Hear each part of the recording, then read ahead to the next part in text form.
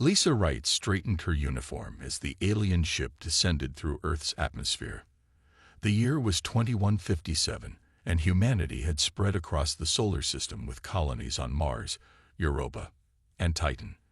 They had been pushing the boundaries of science, particularly in faster-than-light travel experiments. Now those experiments had drawn attention from beyond their solar system.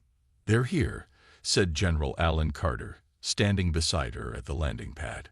His weathered face revealed nothing, but Lisa knew him well enough to see the tension in his shoulders. "Remember, we're just a young species taking our first steps into the stars," Lisa said quietly. "That's what they need to believe."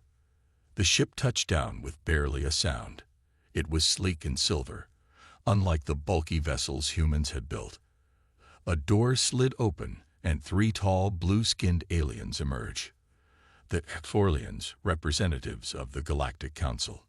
"Ambassador Wright, I presume." The lead alien's voice came through a translator device. His name was Zalvex, and his large eyes moved constantly, taking in everything around them. "Yes, welcome to Earth. This is General Carter, our military liaison." Lisa stepped forward with a practiced smile. Zalvex barely acknowledged the introduction. "The Council has watched your species with great interest. Your progress is unusual." The aliens were escorted to a conference room in the United Nations building in New York. Through the large windows, they could see the rebuilt skyline, now featuring towers that reached impossibly high into the sky. "Your planet seems primitive compared to most Council worlds," Zalvex said as he took his seat. "Yet you advance quickly in certain areas." Lisa maintained her diplomatic smile. "We're eager to learn and grow, particularly in weapons technology," another Xorlian commented, eyes fixed on General Carter. "For defense only," Carter replied calmly. "Our solar system has many natural hazards." The meeting lasted for hours. The aliens explained the Galactic Council, a union of 42 species that governed this sector of the galaxy. They spoke of trade agreements, technological exchange programs, and mutual protection treaties. "The Council extends a formal invitation for Earth to send representatives to Nexus Prime," Zalvex finally announced. "There we will discuss your entry into our galactic community." His tone made it clear this wasn't really an invitation but a summons. After the aliens left to return to their ship, Lisa and Alan walked to a secure room deep beneath the building. "They're sizing us up," Lisa said once the door sealed behind them. The questions about our military capabilities weren't subtle. Alan nodded. "They don't know." "How could they?"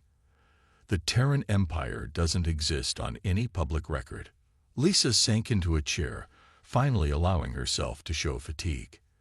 The truth was that humanity had been preparing for this moment for decades. After discovering alien observation probes in the early 2080s, Earth's nations had secretly united under a single military command structure, the Terran Empire. On the surface, countries maintained their independence and occasional conflicts, all carefully staged. Beneath this facade, humanity built a unified defense force, unlike anything the galaxy had seen. "We should accept their invitation," Alan said. "See what we're really dealing with." Lisa agreed. "I'll need to speak with President Martinez first." Alan walked to a secure terminal and entered a series of codes. A hidden door slid open, revealing an elevator. "She's waiting for our report at command." As they descended toward Earth's true seat of power, Lisa thought about the aliens' condescending attitude.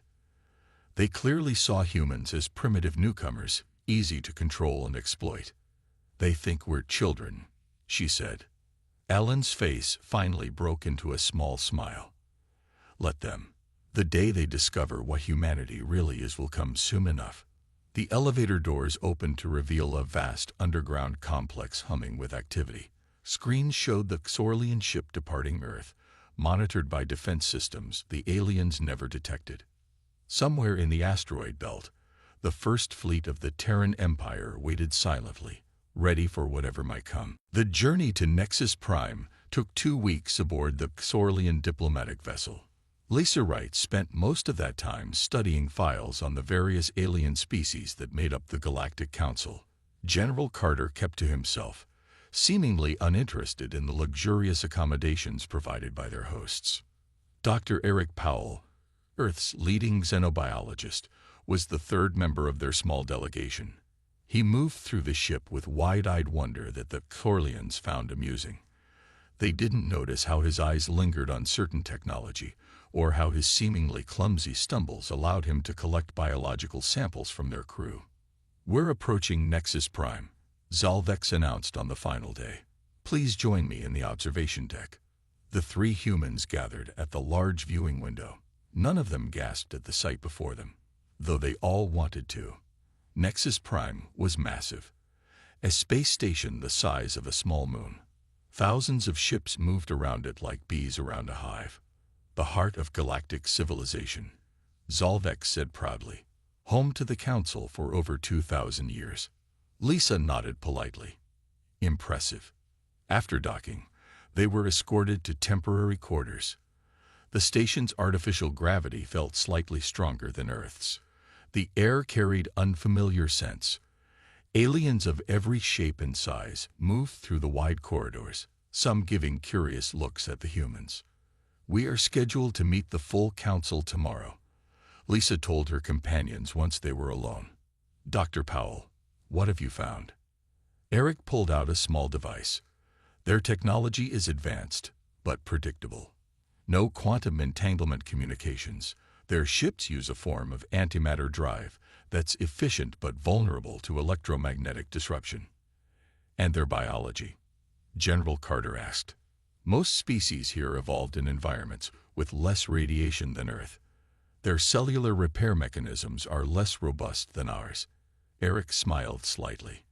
"In simple terms, they're softer than we are."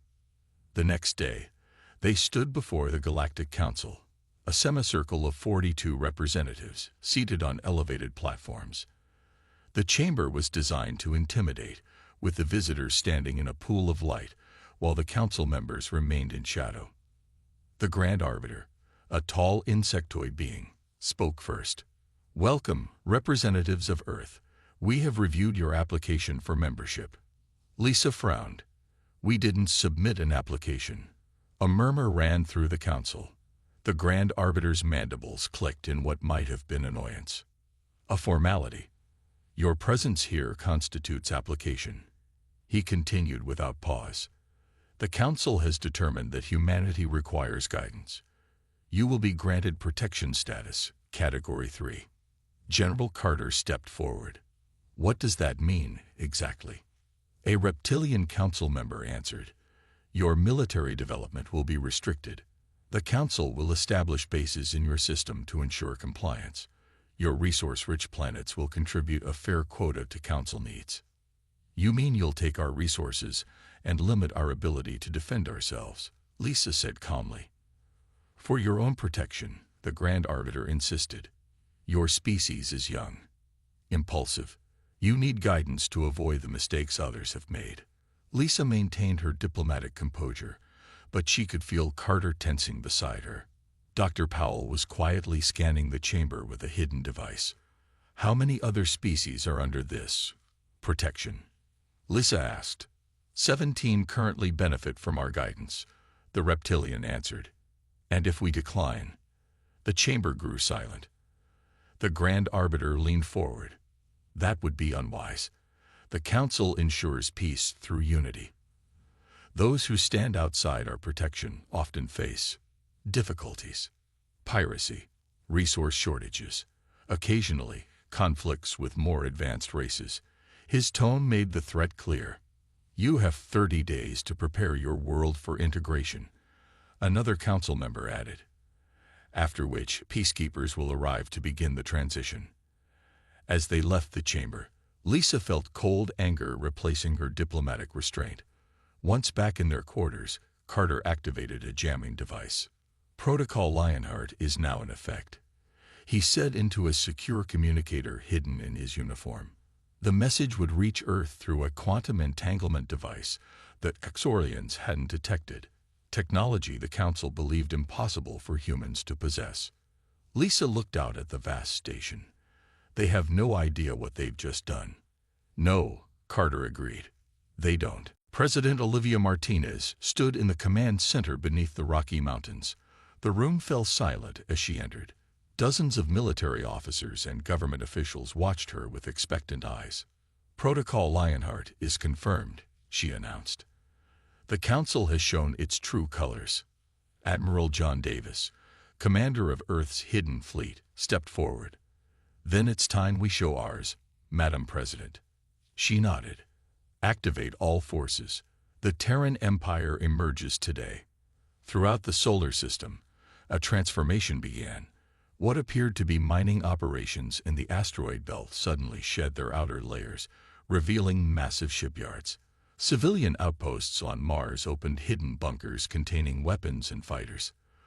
The lunar colony, supposedly a scientific research station, activated defense systems that had been disguised as communication arrays. In a hidden dock orbiting Jupiter, Captain Kate Miller received her orders. She had trained for this moment her entire career. All hands to stations, she ordered as she entered the bridge of the TSS Defiance. Prepare to break concealment.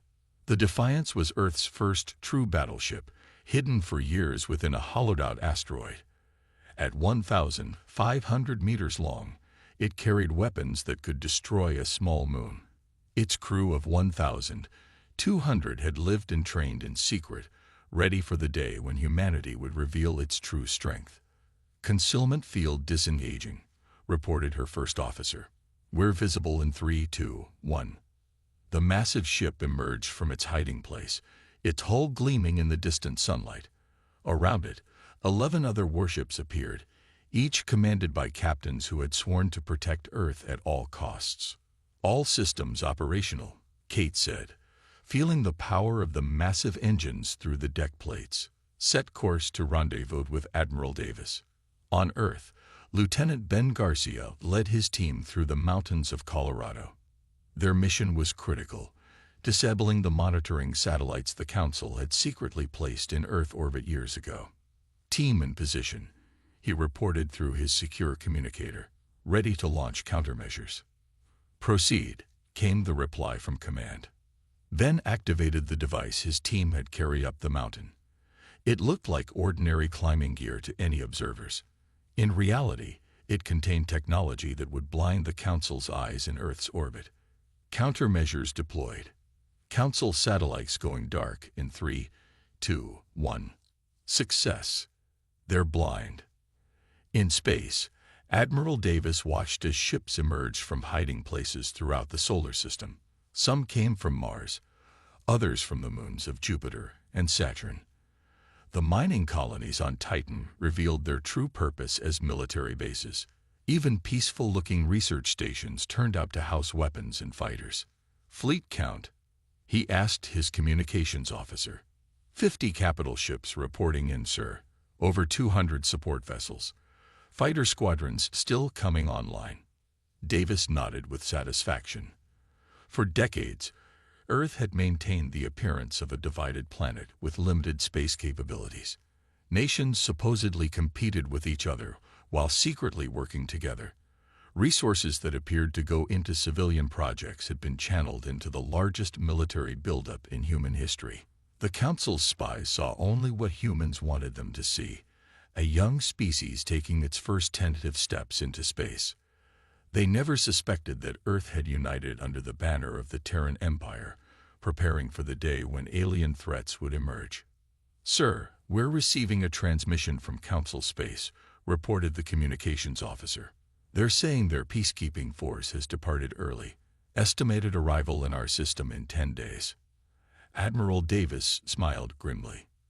They think they're catching us unprepared. He turned to face the tactical display, showing the growing Terran fleet. Ships of various sizes and designs, all built with one purpose, to defend humanity against those who would subjugate it. Let them come, he said. Battle Plan Omega is now in effect. Captain Miller, position the Defiance and your battle group behind Mars. We'll use the planet to mask your energy signatures. The pieces were in motion. The Council's peacekeeping force was flying into a trap they couldn't possibly anticipate. Earth wasn't the easy target they expected. It was a sleeping giant, now fully awake. On Nexus Prime, Lisa Wright knew something was wrong when armed guards appeared outside their quarters. The Council had promised them 3 more weeks to prepare Earth for integration. That promise, like many others, had been broken. "They're coming for us," she told Carter and Powell. The peacekeeping force left early. General Carter nodded grimly. "Then we execute our escape plan now." Within minutes, alarms blared throughout the station. The 3 humans had vanished from their quarters, leaving behind only confusion. Dr. Powell led the way through maintenance tunnels he had secretly mapped during their stay. His seemingly innocent wanderings had been careful reconnaissance. They emerged near a small docking bay where private vessels were kept. "There," Carter pointed to a sleek shuttle. "That one has the range we need." 2 guards spotted them and raised weapons. Carter moved with surprising speed for his age, disabling both aliens before they could fire. Lisa was already working on the shuttle's access panel, using code she had memorized from watching the docking procedures. "We're in," she announced as the door slid open. Powell took the pilot's seat, another skill the Council didn't know humans possessed. They had studied alien ship controls from surveillance data for years. "Ambassador Wright has been detained," announced a voice over the station's communication system. "Any vessel attempting to leave will be disabled." The shuttle lifted off, darting away from the station, as energy weapons fire tracked their path. Powell executed evasive maneuvers that no primitive human should have known. "They'll follow," Carter said as they cleared the station's defensive perimeter. "Let them," Powell replied, activating the shuttle's faster-than-light drive. "By the time they catch up, it will be too late." Near Earth, the Council fleet emerged from faster-than-light travel. 20 large warships and 40 support vessels, a force considered more than adequate to subdue an unprepared planet. Admiral Zextar stood on the bridge of his flagship, confident in his mission. The humans would surrender quickly once they saw the overwhelming force arrayed against them. The Council had done this 17 times before with other species. "Scanning Earth's defenses," reported his sensor officer, detecting minimal orbital platforms. "Primitive weapons systems. No significant space fleet." Zextar smiled. "This would be easy." "Sir," the sensor officer suddenly called out, "I'm detecting unusual energy readings in Earth orbit." Before Zextar could respond, explosions blossomed throughout his fleet. Hidden mines activated as the Council ships passed through Earth's outer orbital paths. 5 support vessels were immediately destroyed, and 3 larger ships reported heavy damage. "What is happening?" Zextar demanded. On the bridge of the Defiance, still hidden behind Mars, Captain Kate Miller watched the chaos unfold on her tactical display. "Lieutenant Garcia's mines are working perfectly," her tactical officer reported. Kate nodded. "Prepare main weapons. When Admiral Davis gives the signal, we move." The Council fleet regrouped, pushing deeper into the solar system despite their losses. They were confused but still confident in their superior numbers. Then Admiral Davis sprung the trap. The Terran fleet emerged from hiding places throughout the system.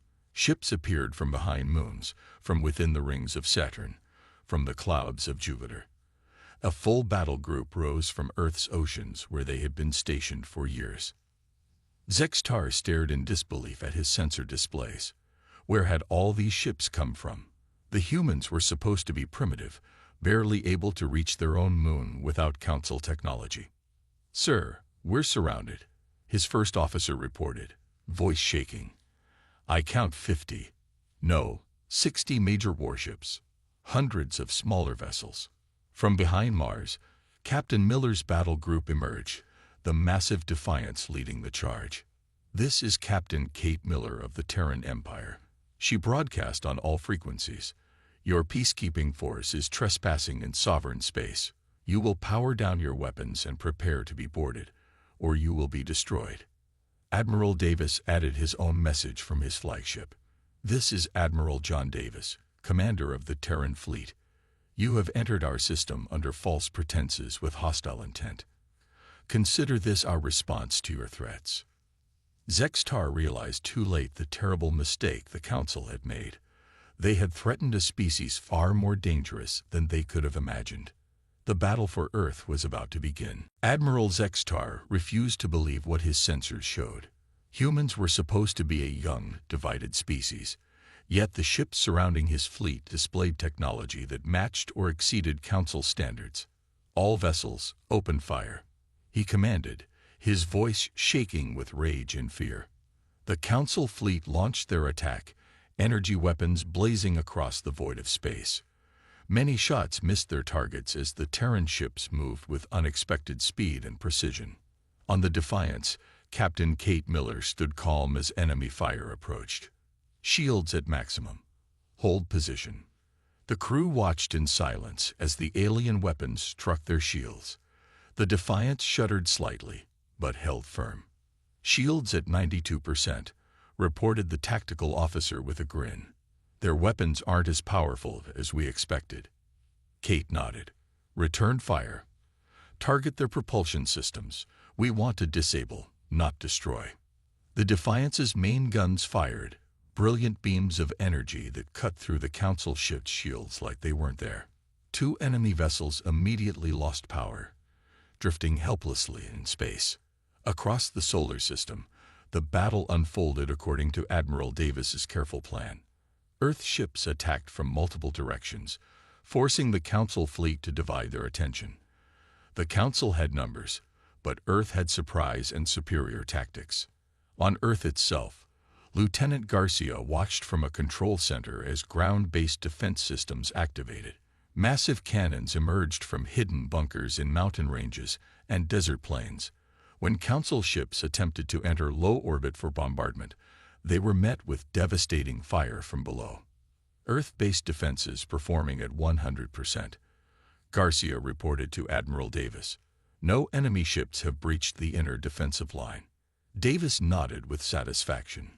Keep them occupied. Captain Miller's group is executing the main thrust now. In space, the Defiance led a wedge formation of 10 ships directly toward the Council flagship. Zextar watched their approach with growing panic. Target that large human vessel with everything we have, he ordered. Multiple Council ships concentrated their fire on the Defiance. Kate Miller felt her ship groan under the assault. Shields at 60%, her officer reported. We can't take much more of this. Kate's face showed no fear. Divert power from engines to shields. We only need to get closer. The Defiance pushed forward, taking hit after hit. Other Terran ships moved to protect it, sacrificing themselves to block enemy fire. The Council gunners began to panic as the massive human ship continued its approach despite everything they threw at it. On a stolen Council shuttle racing toward Earth, Dr. Powell analyzed data from the battle using the alien ship's sensors. Their shields operate on a frequency we can disrupt, he told General Carter. If we can get this information to our fleet. Carter activated a hidden communication device. I'm sending it now. Admiral Davis will know what to do with it. The data reached the Terran fleet just as the battle reached its peak. Davis immediately distributed the information to all ships. Adjust weapons to these frequencies, he ordered. Let's end this quickly. Terran ships recalibrated their weapons. When they fired again, the Council vessels' shields failed almost instantly. Panic spread through the alien fleet as systems failed and weapons went offline. On the Defiance, Kate Miller made a difficult decision. Her ship was critically damaged, but still had one final card to play. Prepare the Nova charge, she ordered. Target their flagship. Her first officer looked shocked. Captain, that will destroy our main engines. Better our engines than our planet, Kate replied. Execute the order. The Defiance's engines glowed bright as their power was channeled into a single devastating weapon. A burst of energy brighter than a small sun erupted from the human ship, engulfing the Council flagship.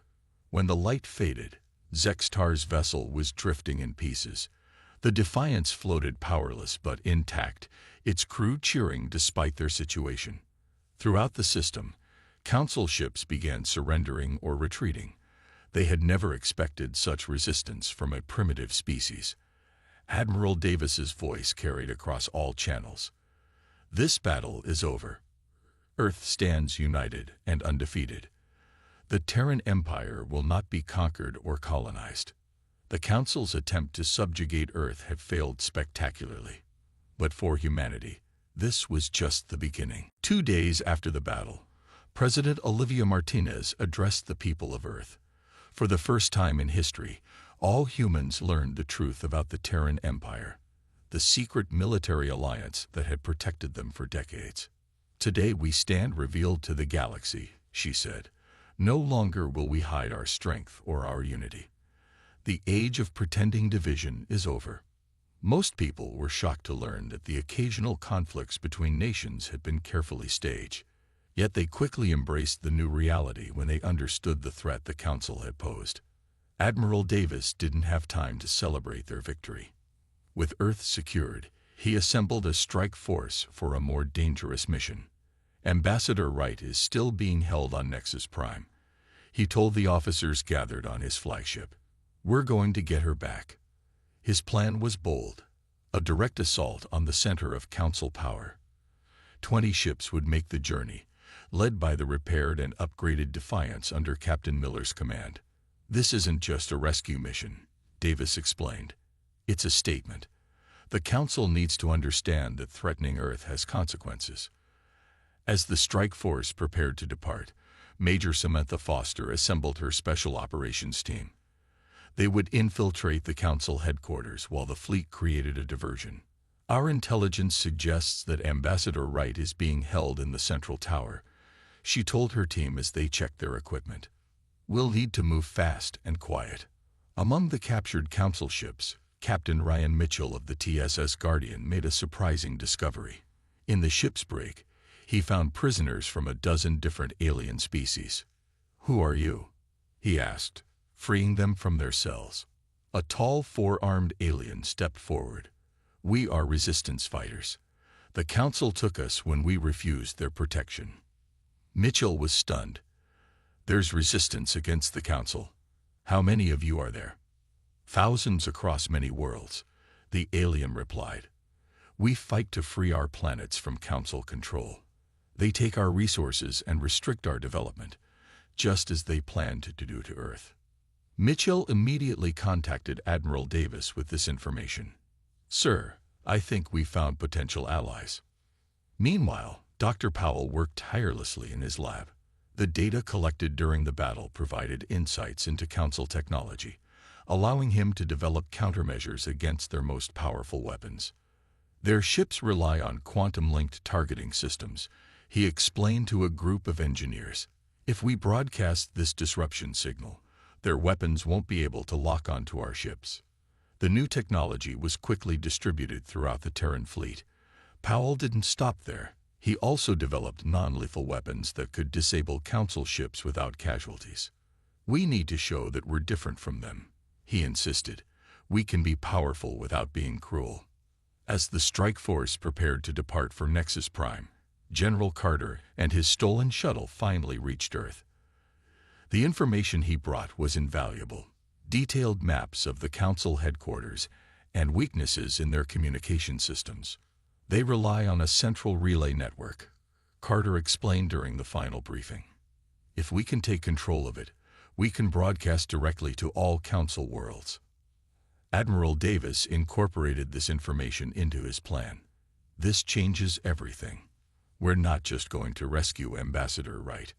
We're going to expose the Council's lies to the entire galaxy." The strike force departed Earth orbit with a new mission: rescue, revelation, and the beginning of a revolution across Council space. On the bridge of the Defiance, Captain Miller watched the blue glow of Earth fade behind them. Despite her ship's recent damage, she had insisted on leading this mission.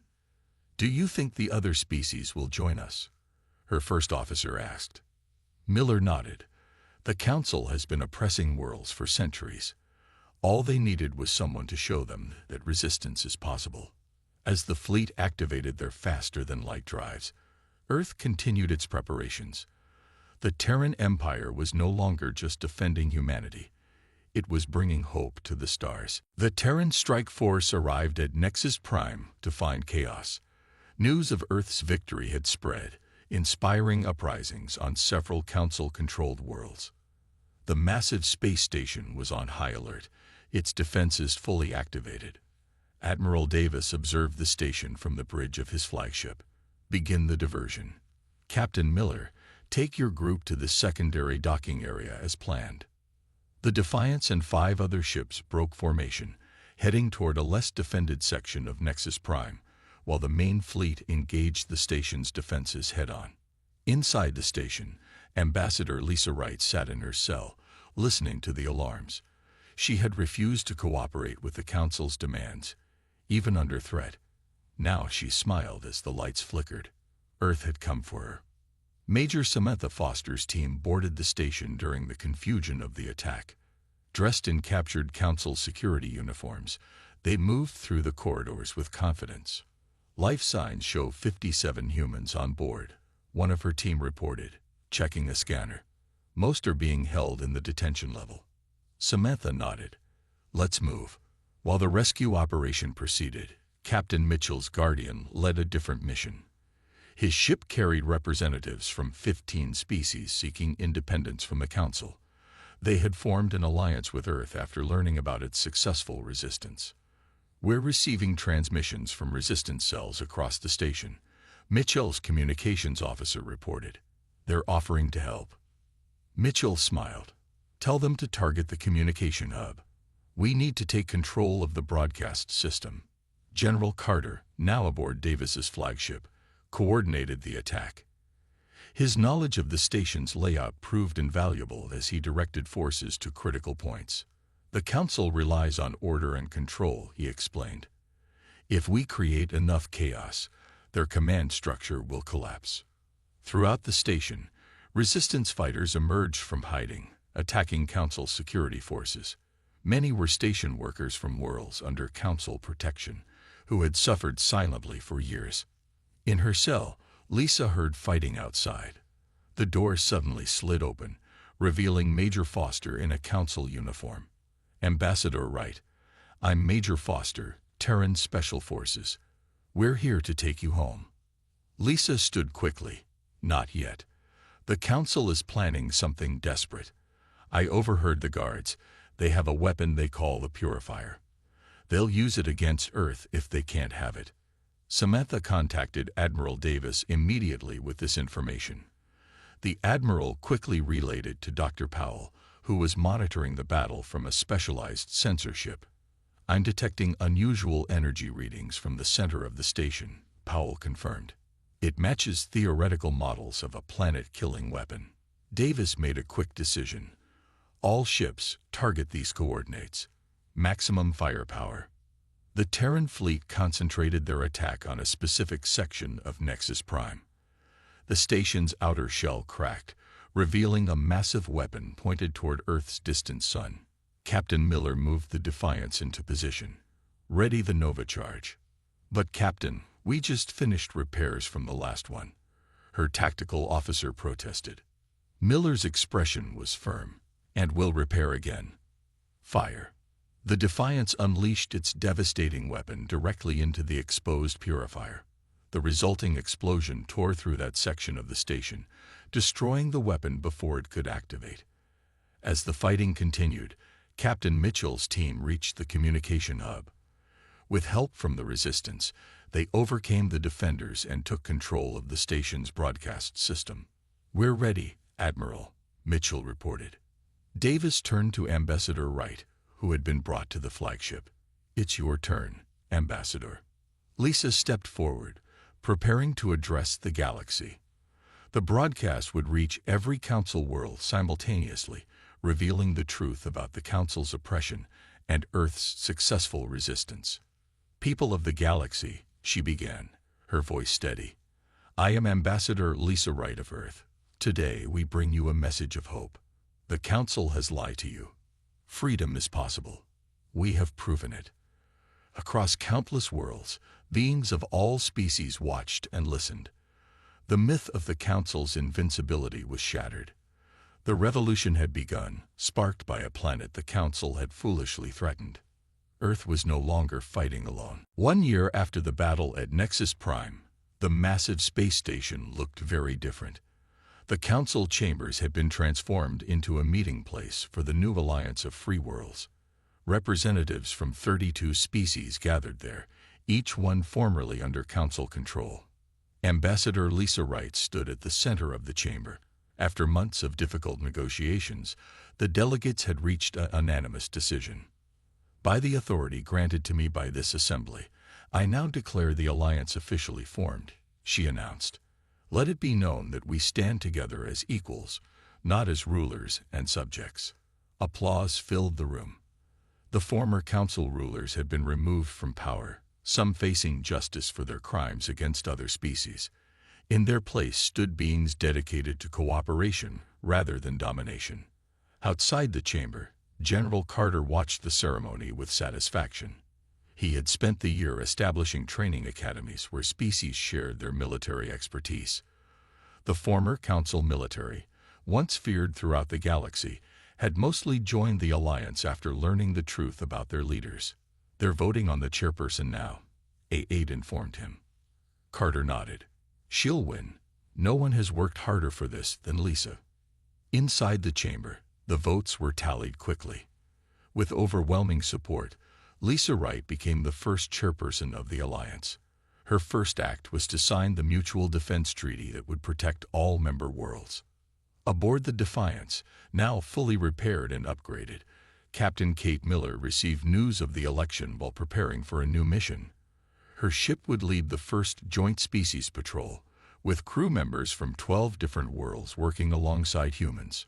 Congratulations to Chairperson Wright, she told her diverse crew. Now let's show the galaxy what cooperation really means. The Defiance departed Nexus Prime. Its mission to explore regions of space the Council had declared forbidden.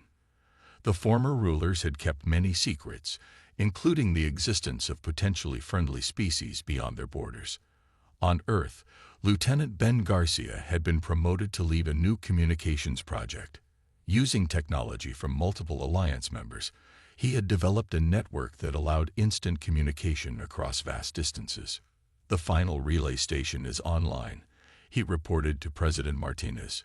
We now have real-time contact with all Alliance worlds. Martinez nodded with satisfaction. The Council kept these worlds isolated from each other deliberately. They knew unity would be their downfall. In his laboratory, Dr. Powell led a coalition of scientists from dozens of worlds. Together, they worked to advance technology for peaceful purposes rather than weapons. The Council hoarded knowledge, he explained to a group of visiting officials. They controlled which species received which technologies. We're ending that practice. All discoveries will be shared. The officials toured the facility, amazed by the progress made in just 1 year. Projects that might have taken decades under Council restrictions were advancing rapidly through cooperation. Admiral Davis stood on an observation deck at Earth's main spaceport, watching as a new fleet prepared to depart. Unlike the warships that had fought the Council, these vessels were designed for exploration and scientific research. They're ready, sir, reported his aide. Davis smiled. Then let them go. It's time we learned what's really out there. The new ships rose gracefully from Earth, their crews comprised of humans and aliens working together. Their mission was to explore, to learn, and to establish peaceful contact with unknown civilizations. President Martinez joined Davis on the deck as the ships disappeared into the distance. When the Council threatened Earth, they thought they were dealing with a primitive divided species, she said. They never imagined they were creating their own replacement. Davis nodded. The Terran Empire began as a shield, a way to protect humanity from threats. Now it's become something better. What's that? Martins asked. A beacon, Davis replied. The Council ruled through fear. We'll lead through example. As the last ship vanished from view, the Terran doctrine was officially adopted across the Alliance. We come in peace. We stay in strength. "We defend the free." The Council had tried to threaten Earth. Instead, they had awakened a power that transformed the galaxy.